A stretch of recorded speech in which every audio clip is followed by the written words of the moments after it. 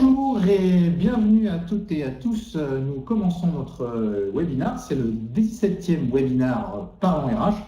Et ce matin, vendredi 20 octobre 2017, nous n'allons pas faire que parler RH, mais nous allons aussi bien sûr parler formation et plus particulièrement parler post-formation sur ce sujet passionnant qui est comment engager et booster le potentiel des apprenants. Nous avons le plaisir ce matin de recevoir Célia Poulet. Bonjour Célia. Bonjour Thomas. Célia, comme vous aurez pu le constater, n'est pas Laurent Balaguet. Laurent Balaguet qui est le président fondateur de Formetrice, qui devait être là ce matin. Il est bloqué aux États-Unis. Et donc on a le plaisir de recevoir Célia, dont c'est l'expertise, l'engagement des collaborateurs post-formation. Donc ça tombe très bien. Merci beaucoup Célia d'être là ce matin avec nous, parce que tu prends un peu au pied levé le remplacement de Laurent de façon très spontanée. Et donc, merci beaucoup pour cela. Je vous présente le sommaire de ce webinaire. D'abord, j'interrogerai Célia sur de quoi parle-t-on, c'est-à-dire de cadrer son intervention en 3-4 minutes sur la nature du sujet, le périmètre du sujet de ce matin. Après, comment engager justement le cœur du sujet, comment engager et accompagner les collaborateurs après la formation, quels sont les bons leviers individuels ou collectifs, comment passer du savoir ou de la connaissance à l'action. Et on verra très concrètement, dans un troisième temps, comment justement, quelles sont les solutions mettre en place post-formation, quels sont les différents types de modalités opérationnelles pour s'assurer de la mise en application de ce que apprennent les apprenants. Désolé de ce pléonasme. Je vous rappelle les modalités du webinaire Parlons RH. Il durera 45 minutes, ou plus précisément, il s'arrêtera à 11h45 précise. Vous pouvez, à la fin de ce webinaire, télécharger la présentation qui vous sera faite.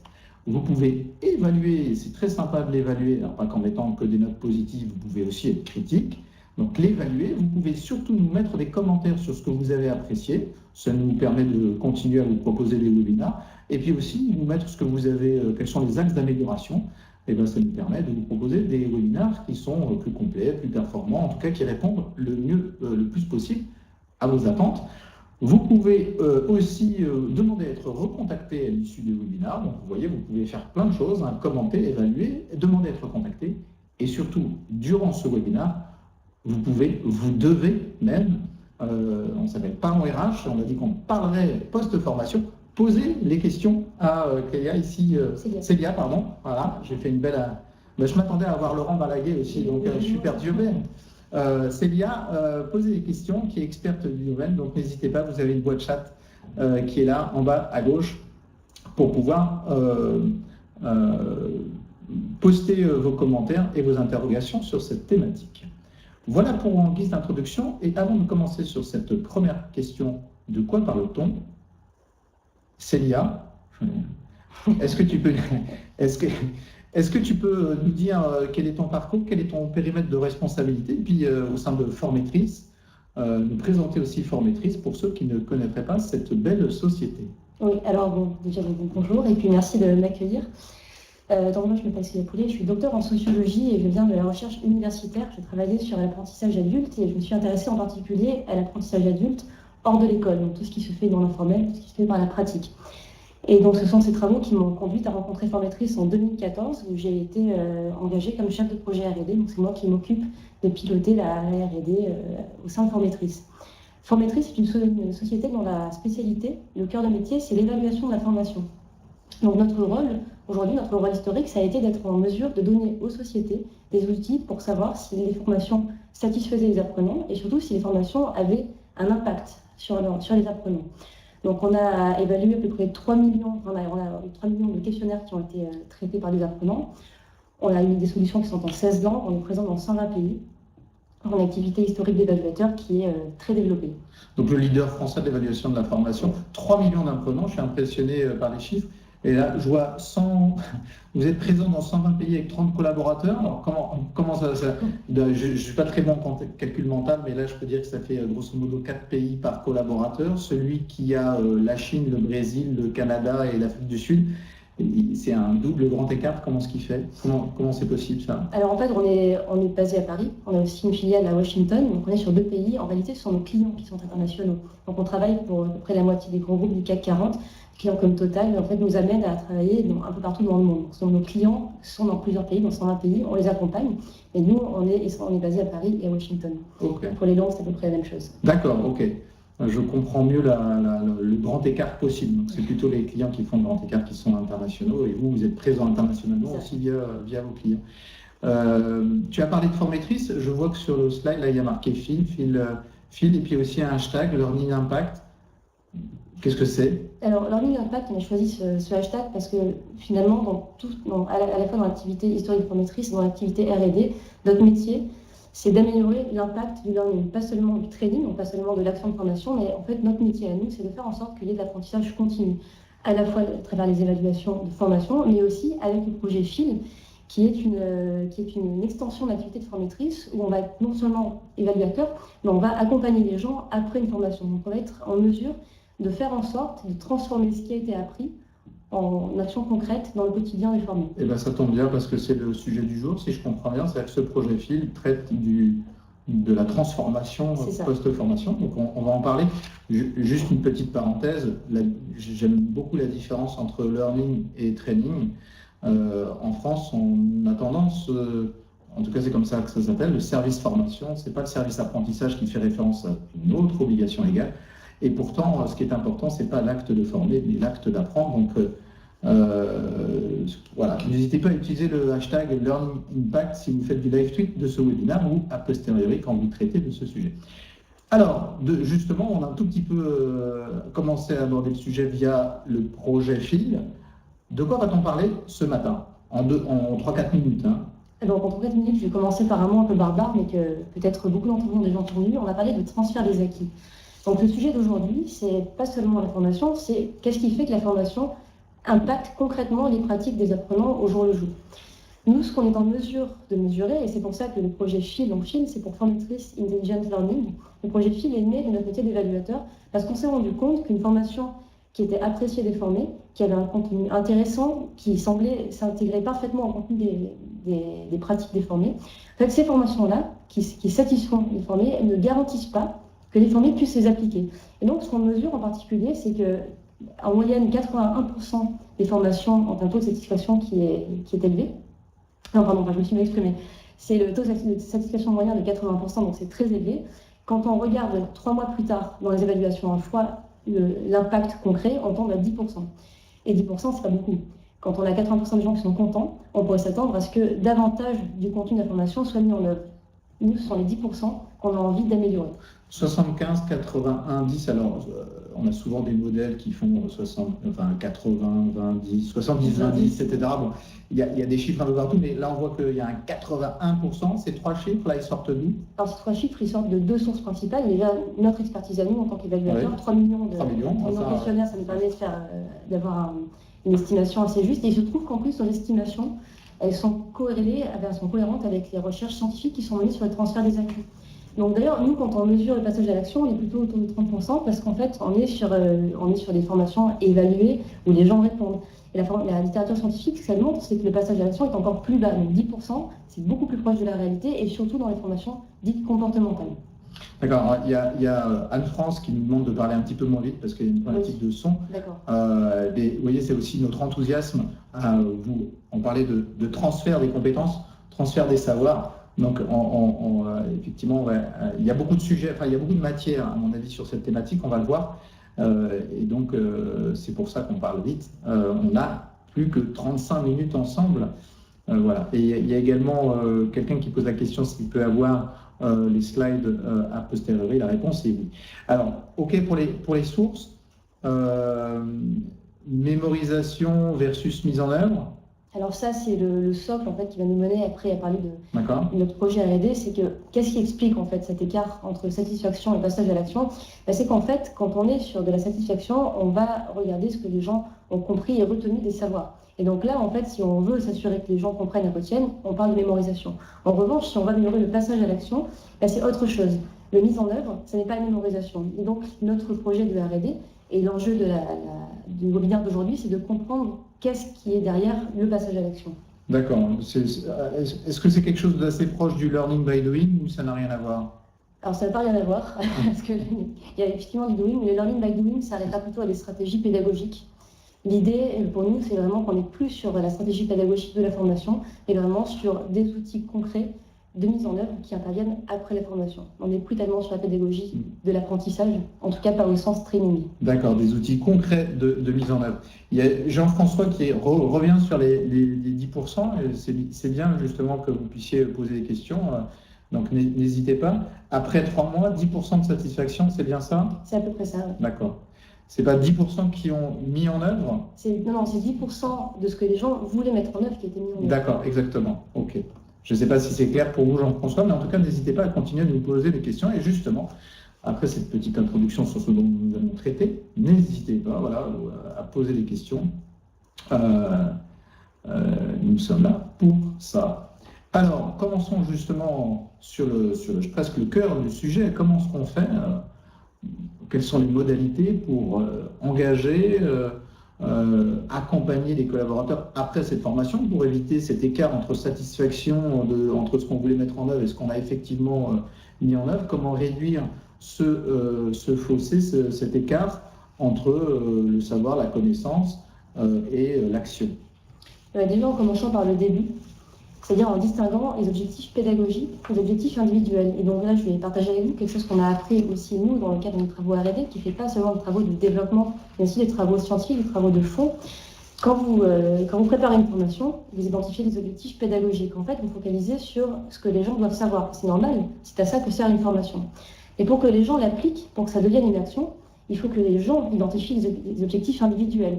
Je vais donner un exemple très très simple, issu d'une formation de communication. Vous formez des apprenants à la méthode DESC, méthode de communication et d'expression des besoins. Et donc l'objectif pédagogique, c'est que tous les formés comprennent la méthode DESC, que tous les formés soient capables de la maîtriser dans le cadre d'une simulation, par exemple, en formation. Mais qu'est-ce qui explique que quelqu'un passe à l'action? Quand vous revenez au quotidien de travail, votre objectif, ça n'est pas d'appliquer la méthode DESC. Votre objectif, c'est de l'utiliser pour améliorer les relations avec votre manager. Ça va être de l'utiliser pour prendre un nouveau poste. Ça va être de l'utiliser pour faire du feedback différemment à vos équipes. Et ça, c'est un objectif qui n'est pas un objectif de la formation, mais qui est bien un objectif individuel. Donc la première chose à faire pour améliorer la préformation, c'est d'accompagner les apprenants à trouver ce qui les motive non seulement à apprendre, mais aussi à transférer. Et donc on retombe bien sur cette question de transfert des acquis. Alors, avant d'aborder justement comment ce qu'on fait, quels sont les leviers sur lesquels jouer, est-ce que ça veut dire que les responsables formation, les directeurs de la formation, tous ceux qui sont dans l'ingénierie pédagogique, doivent justement avoir en tête, dans une dynamique, je ne vais pas utiliser de training, on va dire de learning, désolé de cet anglicisme, mais avoir en tête qu'il y a nécessairement une passerelle à avoir entre les objectifs pédagogiques et les objectifs individuels? Alors, je vais répondre un peu en tant que chef de projet, donc je ne sais pas... je vais répondre. Je ne sais pas si ma question est claire, d'ailleurs.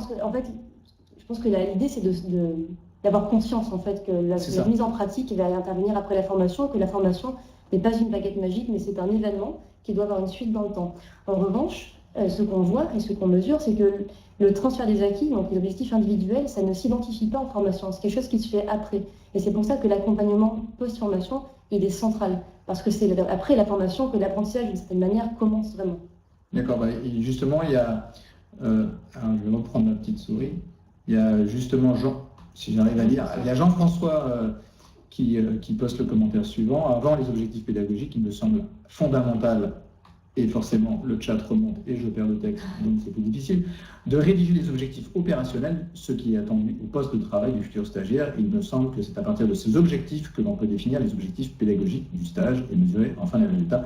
On est effectivement proche de ce que tu dis. Oui. Hein? Oui. En sachant, je partage complètement. Et je rajouterais que malgré tout, ces objectifs opérationnels, ils vont à un moment donné appartenir à l'apprenant lui-même, dans son contexte, et surtout pour des formations comportementales. Donc je dirais que ça, effectivement, je partage ce que dit Jean-François, en rajoutant quand même qu'on ne peut pas anticiper pour le former l'intégralité de ce qu'il aura à faire de retour au poste de travail. Mona, Magali, Dimitri, on ne vous oublie pas, je suis juste en train de chercher où je peux cliquer pour... Voilà, on va bien traiter de vos remarques et de vos questions, mais je voudrais juste qu'on aborde la partie, parce qu'il y aura peut-être les réponses à vos questions, la partie sur les leviers, ou en tout cas les facteurs qui jouent dans cette passerelle entre objectifs pédagogiques et objectifs individuels, dans le transfert des acquis. Comment cibler ces facteurs? Quels sont-ils? Alors déjà, la première chose à comprendre et à cibler, c'est que ce qui fait que les gens ne retiennent pas, ce n'est pas la même chose qui fait que les gens n'appliquent pas. Et donc, si on veut se centrer sur la mise en pratique, la mise en action, le passage à l'action, il faut bien repérer quels sont les leviers qu'il faut qu'on passe à l'action ou pas. Et ces leviers, ils sont au nombre de 4. Alors, il y en a beaucoup, ce sont les 4 principaux. Et là, je me base sur notamment les travaux de Robert Hakoun, qui est à l'Université de Montréal et qui est un des grands spécialistes du transfert. On a retravaillé nous, cette matrice pour parler vraiment de l'après-formation. Donc, qu'est-ce qui fait que les gens ne transfèrent pas? D'abord, est-ce qu'ils ont bien identifié la motivation à transférer? Parce qu'on peut être très content d'aller en formation.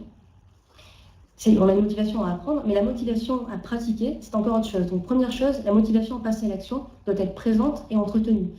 On doit être capable d'entretenir un sentiment, ce qu'on appelle d'efficacité personnelle. C'est pas tellement la confiance en soi, c'est plutôt est-ce que je me sens capable d'appliquer cette formation dans mon contexte, avec mes collaborateurs, avec mon manager, dans mes tâches? Est-ce que je suis soutenue par mon manager? Mais pas seulement. Est-ce qu'il y a un climat de transfert? Donc, est-ce qu'il y a un environnement qui va être capable de m'accompagner? Et tous ces leviers-là, ce que vous voyez, c'est que ce ne sont pas des leviers qui relèvent de la mémorisation ou de la compréhension, ce sont des leviers qui relèvent des dimensions psychosociales. Et c'est vraiment ça qu'il faut comprendre sur le transfert, c'est que le transfert, ça n'est pas l'ancrage pédagogique, c'est autre chose. D'accord. Alors, on va justement prendre quelques questions avant d'aborder la suite. Il y a Mona qui pose la question, comment recenser... Alors, je vais prendre 2 questions en même temps, parce qu'elles sont assez proches. Comment recenser les objectifs individuels, surtout sur des gros volumes, des gros volumes un nombre important de collaborateurs? Je suppose que c'est ça la question, Mona. Et Dimitri qui pose la question, qui met en place les objectifs individuels? Alors, je vais faire une réponse mixte, en fait. Qui les met en place? Je serais tentée de dire, parce que je vais plutôt répondre dans le cadre des formations comportementales, donc tout ce qui va du développement personnel au management, technique de vente. Je pense que c'est un travail qui part avant tout du formé, mais évidemment que ce soit fait en collaboration avec le manager dans l'idéal. Mais le formé est peut-être la première personne avec le manager à pouvoir recenser ces objectifs individuels. Et comment est-ce qu'on les récupère à grande échelle? C'est une question qui était celle-ci. Oui. Alors ça, j'avoue que c'est une question qui... je ne suis pas sûre d'avoir la totale réponse à ça, parce que je pense que c'est un travail qui est tellement individuel que du coup, la recension complète priverait une partie de ce travail-là, en fait, les formés. Alors, sur l'ensemble de vos questions, de toute façon, on y répondra. À la fin, justement, dans le questionnaire, vous n'hésitez pas à poser vos questions et on y répond aussi à toutes les questions qui nous sont posées. On y répond assez a posteriori. Jonathan pose une question, Jonathan P, bien connu du monde de l'évaluation professionnelle. Je propose qu'on y réponde à la fin, parce que c'est une question assez large, et je pense que Jonathan P, je pense que c'est Jonathan Potier, il me semble, ça serait un hasard de circonstance sur une thématique comme celle-là, ça me semble intéressant aussi que tu puisses apporter ta réponse, tes éléments de réponse à ta propre question. Je propose de continuer le webinaire, mais je n'oublie pas cette question-là. Le nom du chercheur canadien? C'est Robert Hakoun, H-A-2-C-O-U-N. Alors, juste sur la suite, encore une fois, on ne passe pas toutes les questions, on y reviendra et on va essayer de toutes les prendre comme à chaque fois, c'est en tout cas notre volonté. Comment est-ce que concrètement on réalise justement, ou quelles sont les solutions opérationnelles un peu pour passer, pour exercer, je sais pas, pour mettre en place ce transfert? Oui. Alors donc, j'ai pas approfondi sur la première slide, mais 75% des formations qui sont suivies dans l'accompagnement ont un impact qui est supérieur à la moyenne. Alors, parmi ces accompagnements de transformation, il y en a un qui est le plus efficace, ça ne surprendra personne, je pense, parce que c'est le coaching. Le coaching humain permet de définir des objectifs, de commencer par le début. Pour ceux qui ont déjà eu affaire à un coach, la première chose que vous faites, c'est de trouver un objectif, et l'objectif, ça ne va pas être moins stressé, ça va être m'améliorer dans la gestion de mon temps. Donc ça, c'est la première chose que permet le coaching. S'engager à passer à l'action, dépasser les obstacles. Ce que vous voyez sur la slide, en fait, c'est vraiment le cœur de la méthodologie du coaching. Et ça explique pourquoi le coaching, c'est la meilleure solution pour la préformation. Sauf qu'évidemment, le coaching, pour tous, c'est pas demain. C'est pas demain, c'est trop onéreux. Alors, bien sûr, le changement de slide ne marche pas. Donc l'idée qu'on Donc a... là, la réponse, c'est le coaching.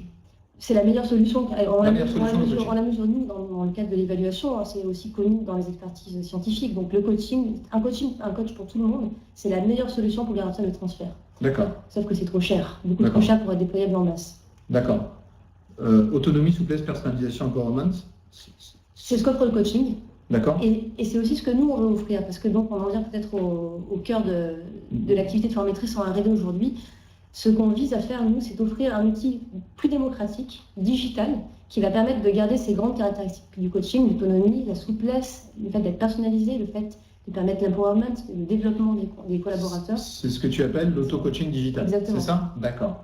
Donc, si je comprends bien, c'est pour favoriser, pour s'assurer de 75% du transfert des acquis de la formation, en tout cas de la mise en œuvre, et même d'un degré de satisfaction aussi des apprenants, la bonne réponse est le coaching pour tous. C'est ça.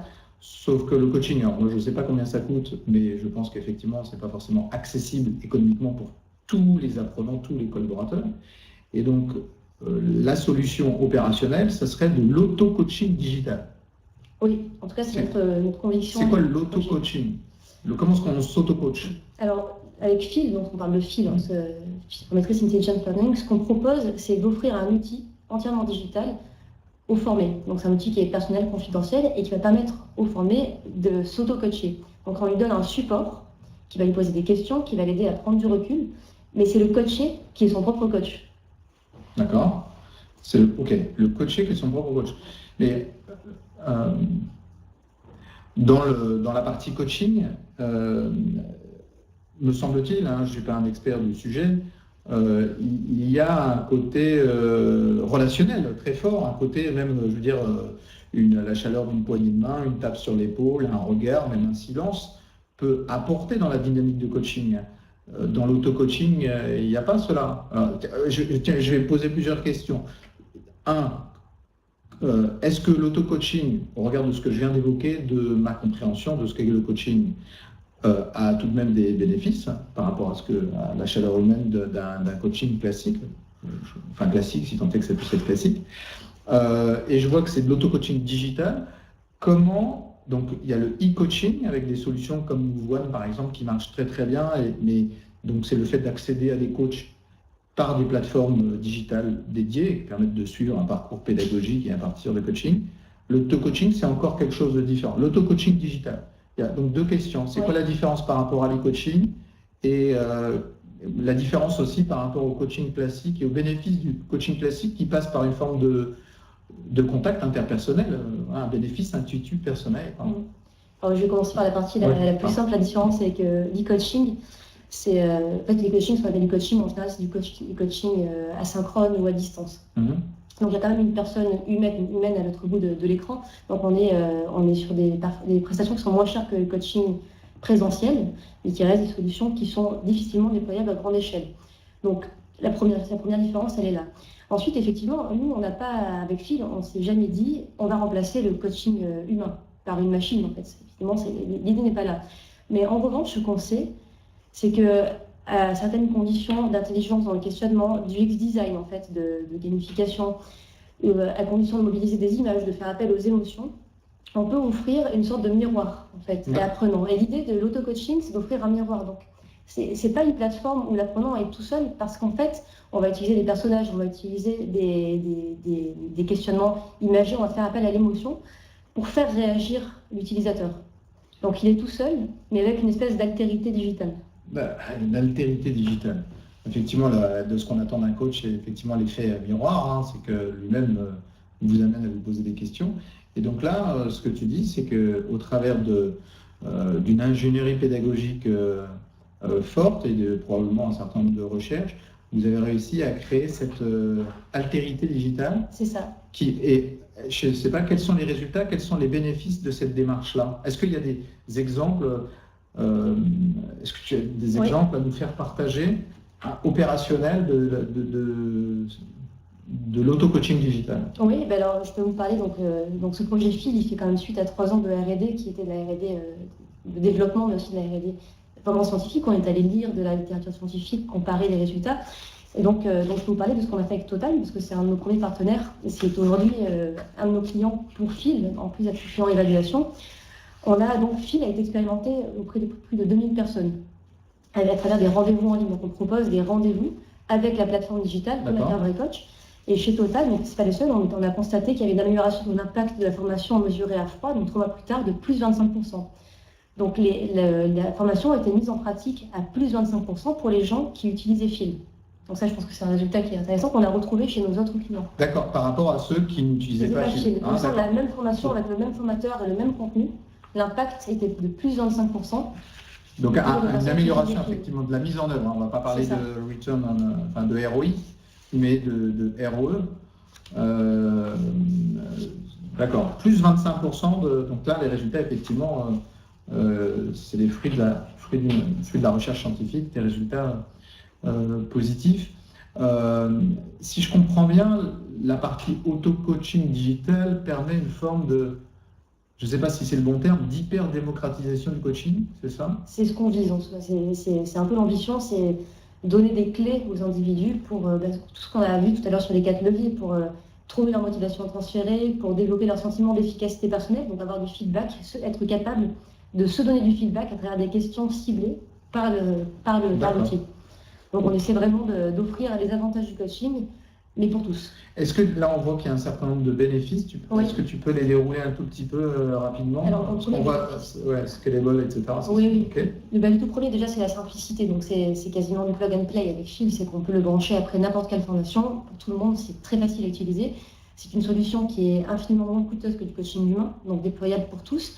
C'est aussi une solution qui est indépendante du contenu de la formation, parce que ce qu'on a vu quand on a parlé des leviers qui jouent sur le transfert, c'est que finalement, il n'est pas question de contenu. Ce qui fait qu'on ne transfère pas, c'est un problème de motivation, un problème de feedback ou de soutien. Ce n'est pas tellement un problème de compréhension. Ce que ça implique, c'est que l'outil Phil, il joue sur ces leviers, mais il n'a pas besoin du contenu de la formation. Nous, ce qu'on considère, c'est que les gens qui sortent de formation, ils ont compris, ils ont le savoir, et on va les aider. Donc l'outil n'a pas besoin d'être customisé. Il favorise le passage à l'action, il favorise l'engagement, parce qu'il permet en fait aux utilisateurs, aux formés, de revenir sur la formation pendant 1, 2, 3, 4, 5, parfois 1 an après la formation, on avait des gens qui continuaient à faire des rendez-vous avec Phil.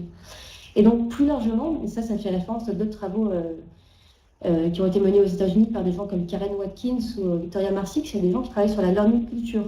Parce qu'en fait, un outil comme Phil, il va permettre à l'apprenant de s'ancrer dans son quotidien de travail. Après la formation, il ne va pas juste te dire comment est-ce que je pourrais me rappeler de ce que j'ai appris, il va se demander comment est-ce que je vais l'appliquer avec un tel ou un tel. Et de cette manière-là, on peut diffuser les bonnes pratiques, en fait. Il y a quelque chose qui rayonne autour de l'apprenant. Et on considère, mais on a pu le montrer aussi, que ce type d'outil, ça développe l'informel, en plus de développer les bénéfices du formel. Ok. Alors, je vous propose de prendre quelques questions. Alors, je vois juste Anne-France Lebois qui pose la question de ROE. Effectivement, je l'ai évoqué, c'est le Return on Expectation. Le retour non pas sur investissement, qui sera le ROI, mais sur les attentes.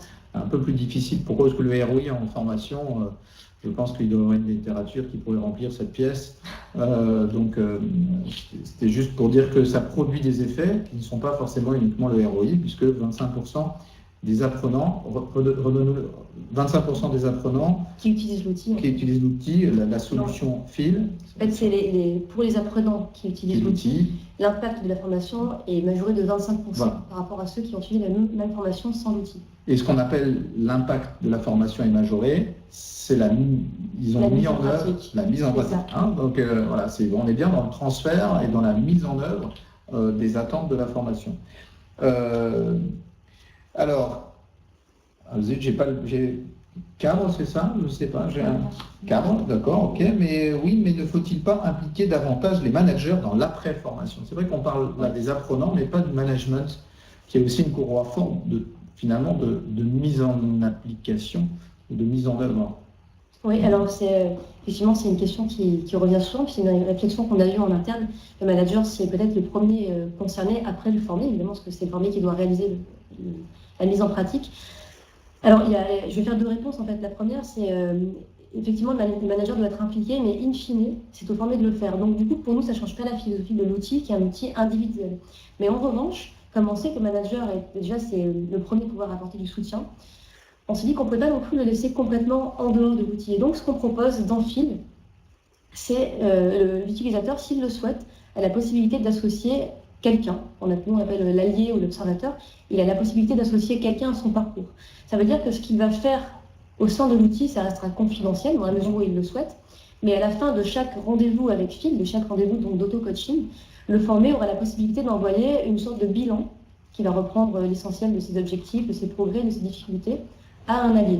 Et l'allié peut être le manager, ça peut être aussi un collègue, mais pour certaines personnes, en fait, on laisse le choix au formé. C'est vraiment notre politique, c'est on ne peut pas former les gens, on ne peut pas obliger les gens à changer. Donc on leur donne une série d'outils et c'est à eux de voir ce qu'ils veulent faire. Laurent pose la question si l'auto-coaching est détaché du contenu, quelles sont les thématiques abordées? Et ça rejoint une question qui est juste en dessous de Laurence. Quels sont les thèmes de formation disponibles avec Fil? Alors, du coup, sur les thématiques de formation, j'imagine que ça signifie le type de formation en fait, après lesquelles Fil est rattaché.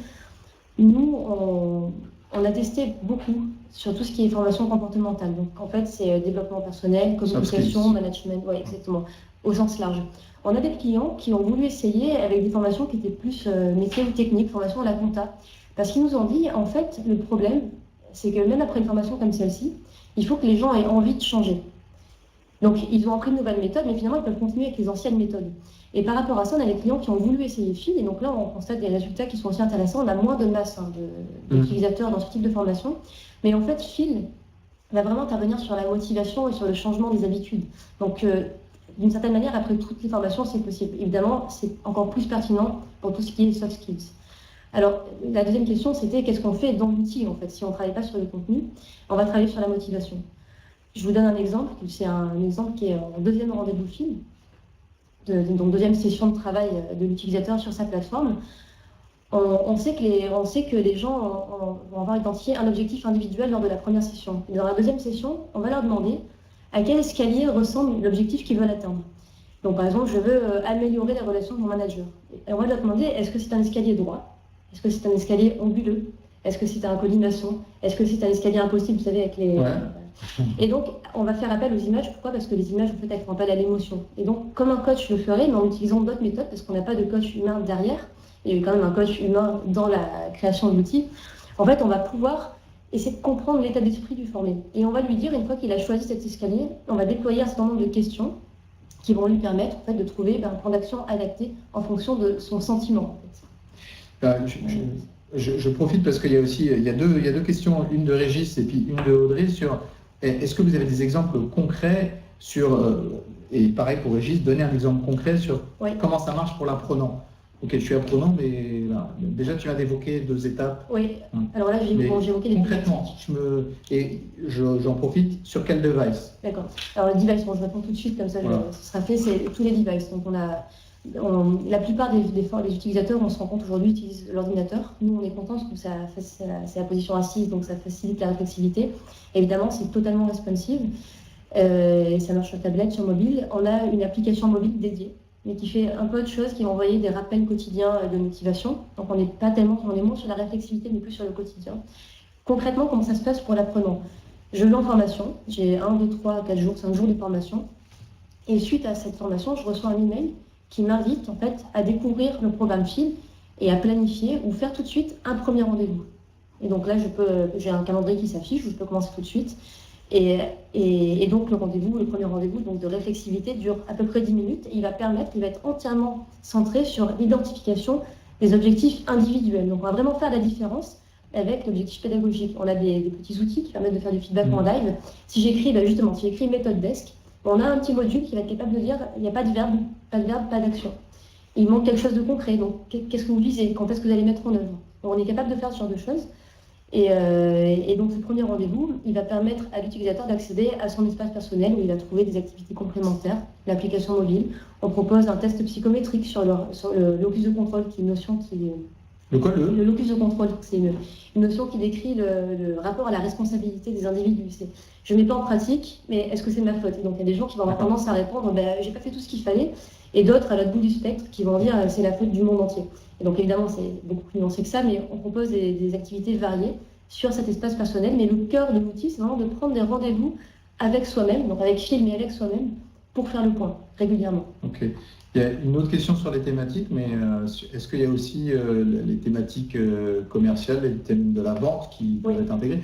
J'ai envie de dire presque toutes les thématiques, puisque toutes les thématiques de la formation, puisque la formation est confrontée à cette difficulté de mise en opération post-formation, ça peut adresser toutes les thématiques, même si j'ai bien compris que vous aviez beaucoup éprouvé la solution sur les soft skills, et que ça marchait aussi sur les aspects techniques, mais il y avait peut-être moins de demandes. Je ne sais pas si c'est ça ou pas. C'est-à-dire que non, c'est moins projeté en fait sur ça, mais on a des clients qui veulent essayer et pour le moment ça se passe plutôt bien. Mais ça, voilà. Donc c'est possible dans la vente. Mais la vente pour nous c'est partie du soft skills étendu parce que c'est quand même des compétences de communication, des compétences d'échange. Donc c'était une des premières formations qu'on a testées avec Phil, c'était une formation sur la vente. D'accord. Donc Laurence, c'est possible, oui. Marie-Claire pose la question suivante, l'auto-coaching ne remplace-t-elle pas le rôle du formateur? Les organismes de formation ne devraient-ils pas proposer automatiquement un questionnaire en amont pour connaître le profil du futur stagiaire et ses besoins professionnels? Donc c'est le rapport entre Phil, le formateur, et les organismes de formation. Alors, donc la première question, c'est est-ce que le coaching remplace le rôle du formateur? Alors, absolument pas. En tout cas, ce n'est pas du tout notre point de vue. Et donc, je me redis vraiment, on ne donne pas de contenu dans l'outil. Donc, si le formateur n'a pas donné le contenu, l'outil n'a pas, alors on peut imaginer comme outil de développement, mais on ne donne pas, nous, de contenu dans l'outil. Donc, le formateur est absolument indispensable dans cette modalité-là de travail. Donc, c'est vraiment un outil qui prolonge l'effet de la formation, qui va donner plus de concret et de matérialité au travail du formateur, et ne le remplace pas. Sur la première question, sur le questionnaire, je ne sais pas très bien à quoi il pourrait ressembler, mais j'imagine sur les besoins, sur les attentes.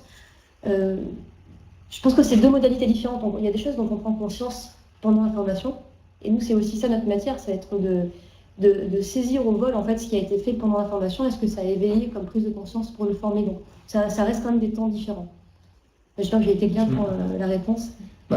Finalement, est-ce qu'une bonne formation, c'est pas effectivement du travail, enfin, je vais peut-être enfoncer une grosse porte ouverte, mais du travail en amont, du travail pendant et du travail après. Et c'est vrai qu'on a eu tendance à prendre la formation comme étant uniquement une formation en présentiel, en statique, avec un événement. Carl toujours pose la question intéressante, cet outil permet-il de vérifier que les stagiaires suivent l'auto-coaching post-formation? C'est-à-dire, est-ce qu'il y a une forme de tracking, sans être forcément du browser, de ce que font les apprenants post-formation? Donc là, j'imagine c'est pour le manager ou le responsable formation. Comment s'assurer que finalement ils ont mis en place, c'est-à-dire que si on ne suit pas, est-ce qu'il y a une solution de suivi pour le manager, mais aussi pour le responsable de formation qui a utilisé la solution pour dire est-ce que ça a été utile ou pas? Alors bien sûr, donc nous on communique, il y a un outil. Merci Elodie. Pardon, désolé. Ah oui, pas cabre. Oui. Donc nous, ce qu'on donne, on a une politique de confidentialité qui est très stricte parce que les gens mettent parfois des choses très intimes en fait, dans l'outil. Après une formation à la gestion du stress, le contenu même de l'outil, il peut être très personnel. Donc ça, on ne communique pas sur le contenu, en tout cas, évidemment pas de manière nominative, etc. Et en revanche, ce qu'on donne à la personne, donc à l'acheteur, en fait, au responsable formation ou au formateur, au manager, ça c'est encore une autre chose, mais pour le responsable formation, ce qu'on donne, c'est les taux de suivi. On va vous dire quelle part des formés a souhaité commencer l'outil, combien ont utilisé de temps d'activité, combien de temps les gens l'ont utilisé, combien de temps ils ont passé sur la plateforme. Donc en fait, on va communiquer sur ce type de choses. On peut donner aussi accès, on peut dire qui s'est servi du programme, ça permet aussi d'avoir du feedback en interne de la part des utilisateurs. Donc voilà, pour nous, l'idée, c'est qu'il ne faut pas qu'on brise la confidentialité, parce qu'un coaching, ça ne se partage pas. En fait, vous n'allez pas faire un rapport de coaching avec manager. Là, c'est un peu la même chose, c'est qu'on va dire si les gens utilisent ou pas l'outil, et pas ce qu'ils disent dedans. Alors, quelques questions un petit peu flash. Le e-learning ne fonctionne pas forcément très bien en France. Est-ce que cette méthode a plus d'impact que les e-learning? Alors, l'impact, je ne sais pas si se pose dans les mêmes termes, parce qu'on c'est sur des modalités e-learning, c'est une plateforme en ligne. On ne donne pas de contenu, c'est d'apprentissage continu. Moi, la réponse que je peux faire, c'est que ça augmente l'impact de la formation qu'il y a eu avant. Donc, je pense que l'impact de l'outil, il se voit sur l'impact de la formation à laquelle il fait suite. Donc, voilà, clairement, il y a des problématiques autour de l'engagement. Donc, notre rôle aussi, c'est de trouver les bons moyens, la motivation pour faire venir les gens sur l'outil. Mais l'impact du programme, il se voit sur l'impact de la formation. Finalement, je ne sais pas si c'est une bonne expression, on est dans du multi-blended. C'est-à-dire que Non, mais l'e-learning n'est pas satisfaisant en tant que tel de façon unitaire. Il est intéressant dans une démarche de blended learning. Au même titre que si on fait du blended learning juste comme un événement ponctuel, ça ne marche pas. Il faut que cela soit aussi blended dans le sens il faut qu'il y ait de l'avant, du pendant et du après. Et donc c'est une approche un peu systémique globale des modalités pédagogiques. Mais au-delà du blended learning classique dont on parle, il y a effectivement cette notion de post-formation sur la mise en opération de ce qu'on apprend, que ce soit de l'e-learning ou du fast learning, du mobile learning, du X-learning. Ce qui est important, c'est effectivement le post-formation. Dimitri, combien de séances de coaching préconisez-vous pour un ROI optimal? Alors, Flash, réponse flash. Je vais faire une réponse flash aussi, mais ça dépend du format en fait. On a des gens qui ont fait une session, d'autres qui en ont fait 5. On a fait beaucoup d'enquêtes qualitatives et en fait, on se demandait est-ce que les gens qui font une seule session arrêtent parce que ça leur plaît pas. Et en fait, il y a plein de gens qui nous ont dit bah non, moi j'en ai fait qu'une parce que j'étais pas claire sur mes objectifs. Maintenant je le suis. J'ai parlé avec mon manager, j'ai pris le relais, c'est bon. Et les gens qui en font 5, ça les mène sur un an. Donc c'est vraiment, ça dépend. Il y a un peu tous les types d'utilisation de l'outil. Il est 11h41, je reprends la question, la remarque de Jonathan, qui est, alors là on remonte d'un niveau, si je puis dire, même si c'est... il y avait une question sur les démos par contre. Oui. Intéressé de voir un modèle en action, des démos existent-elles? Est-ce qu'il y a des démos, quelque chose de concret? Je vois que là il y a le site on peut trouver des démos sur le site, là, sur Field Learning. Contactez-nous, on a tout ce qu'il faut. D'accord. Vous avez un petit bouton normalement, souhaite être contacté aussi à l'issue de ce webinaire. Et donc la question de Jonathan était, vous pointez du doigt le challenge numéro 1 de la formation. Comment expliquez-vous que les professionnels n'aient pas encore attaqué de front ce sujet du faible transfert? Quelle est effectivement la genèse ça peut paraître un peu du bon sens que de dire la formation, c'est pas que un moment, mais c'est un continuum. Et pourquoi en France, je ne sais pas d'ailleurs, je ne sais pas du tout si je ne sais pas qu'en France, pourquoi les professionnels de la pédagogie ne se sont pas attaqués plus tôt à cette thématique-là? En réponse flash, c'est un sacré challenge. Là, effectivement, c'est le challenge numéro 1 des professionnels, mais là, je doute qu'on puisse répondre en 30 secondes. Mais... Je vais répondre en 30 secondes parce que c'est compliqué, en fait. C'est la première chose, c'est compliqué. Il y a beaucoup de solutions qui consistent à envoyer de l'ancrage et pour une formation, mais ça ne marche pas. Mais en fait, c'est parce que pour comprendre l'enjeu du transfert, il faut sortir de la formation. Et tout à l'heure, tu parlais de learning, training, c'est un peu la même difficulté. C'est que quand on pense training, on se soucie du training. Le training, c'est un événement. Est-ce que les gens sont allés? Est-ce qu'ils sont contents? C'est fini. Si on se posait la question d'impact, c'est de sortir un peu de ce prisme-là et de se dire qu'est-ce qui fait que les gens sont motivés, qu'est-ce qui fait que les gens appliquent, est-ce qu'on peut commencer, on a le droit à laisser erreur après une formation? Et donc tout ça, ça demande de penser différemment le sujet. Et le sujet du transfert, c'est pour ça qu'il n'a pas été abordé, parce qu'on a essayé de le résoudre en donnant plus de formation. La formation n'a pas d'impact, j'envoie de l'ancrage pédagogique. Donc c'est plus de formation après la formation. Ça ne résout pas entièrement le problème du transfert. Finalement, pour être performant, la formation doit arrêter d'être de la formation. Il doit être du learning. En fait, il faut penser la formation dans un processus de learning. En fait. C'est plutôt ça. C'est un des moments du learning continu, c'est d'aller en formation. Mais ce n'est pas le seul. Il y a de l'avant, il y a de l'après, il y a du pendant aussi.